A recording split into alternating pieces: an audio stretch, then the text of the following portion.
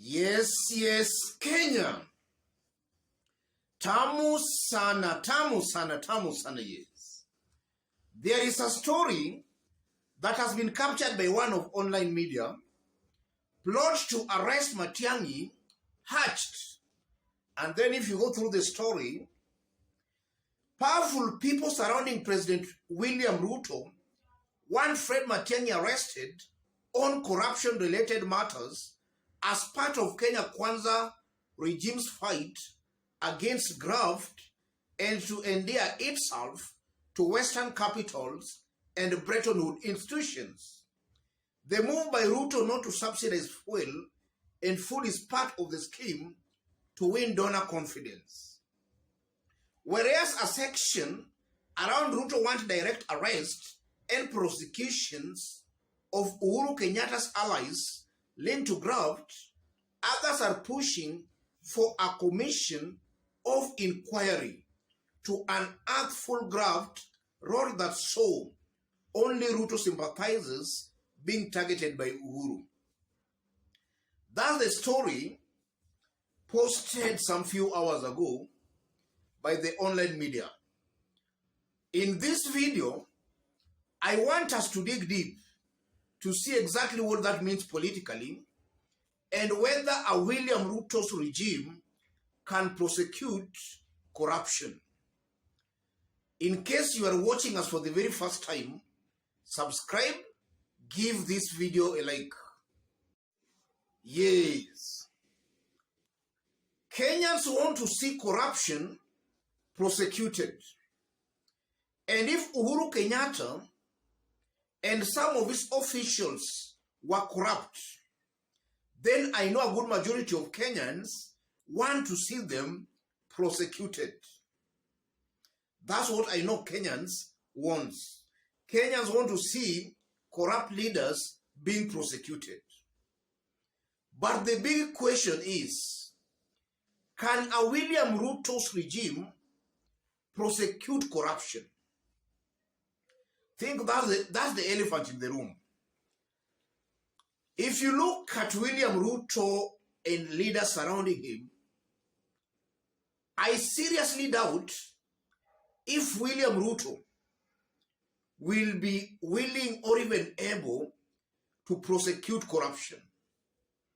And that is so because William Ruto himself and those surrounding him, they have for very many years been mentioned and been linked to corruption. That alone, in my honest opinion, tells me that they might not be willing or even able to prosecute that corruption. Because should they try that, then it will force them also, or rather some questions, Kenyans will start asking some questions again. What about Rigathi Gachagua? What about William Ruto himself? What about Anne Waiguru? Those are questions that should they start prosecuting corruption, some Kenyans will start asking those questions. So I'm not just seeing William Ruto, even if he was willing, I'm not just seeing him prosecuting that corruption. And then again, are our courts ready to make sure they lock behind bars these rich individuals who looted public coffers? From the past experience again, I also doubt whether the courts are also ready for that. Because in most occasions, we have seen those with money, upon their cases being taken to court, it takes centuries in the courts, and eventually the cases just disappear. And even if the cases was to be fast-tracked, I don't think the courts are courageous enough to lock behind some of these rich, corrupt individuals. So these are just stories that are meant to achieve some political objectives. And the first objective, William Ruto and his team, now that they have power, they are on a mission to scare or even to intimidate those they felt were intimidating them when they had that power. They are on a mission to intimidate, to revenge, and to scare. That's one thing I'm seeing here. And then again, if you look at William Ruto's administration, they have started on a wrong footing. It's not even more than 1 week. In fact, it's less than 1 week. And already, Kenyans have started complaining. The cost of living has seriously gone up. And even in areas that voted for William Ruto, they have already started complaining. I'm seeing a situation or a strategy where William Ruto wants to keep Kenyans busy, that, we want to arrest some individuals. For Kenyans to forget about the hard economic times they are currently going through. That might be a strategy to hoodwink Kenyans, to let Kenyans forget the hard economic situations they are going through. But the game plan is, at the end of the day, even if the investigations, the commissions of inquiry are to be established, chances are very high they will not yield anything. Yes, they will not yield anything. And then again from that story, it's clear William Ruto's administration has a bone to pick with Fred Matiangi. And the reasons are very clear and open. Former President Uhuru Kenyatta is believed most likely used Fred Matiangi to check William Ruto. So I tend to believe maybe it's a payback time, and they are just going for Uhuru Kenyatta through Fred Matiangi. They don't have the courage to go for former president himself, but they want to go for Fred Matiangi.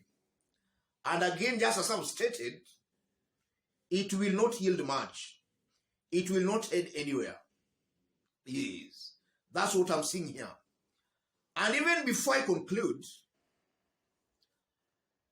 assuming William Ruto's regime makes good their threat and they prosecute corruption successfully, then that is going to endear them to a good number of Kenyans who believes that corruption is a scourge in this country.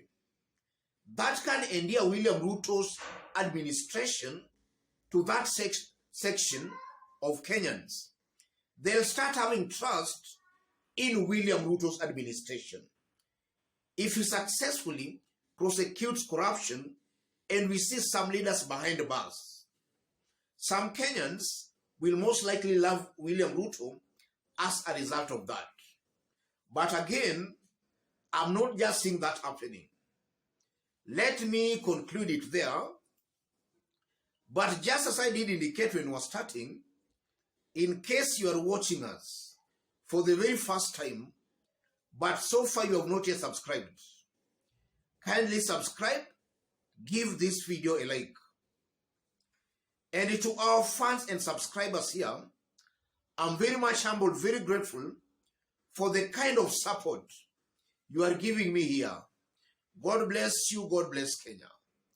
And to any other person who wants to have a chat or a discussion or to share information with me or even to support this channel, I've pinned my number on the comment section. Contact me through the number. You can channel any contribution or support to the number. Those watching us outside Kenya, drop a comment, let us know from which part of the globe you are watching us from. And if possible, subscribe, give this video a like. All those stories about plot to arrest Matiangi, plot to arrest President Uhuru Kenyatta, these are just political gimmicks meant to divert attention from the prevailing harsh economic times Kenyans are going through. I think they're just stories meant to divert attention. Let me stop it there. Let's meet in our next analysis. Thank you. God bless you.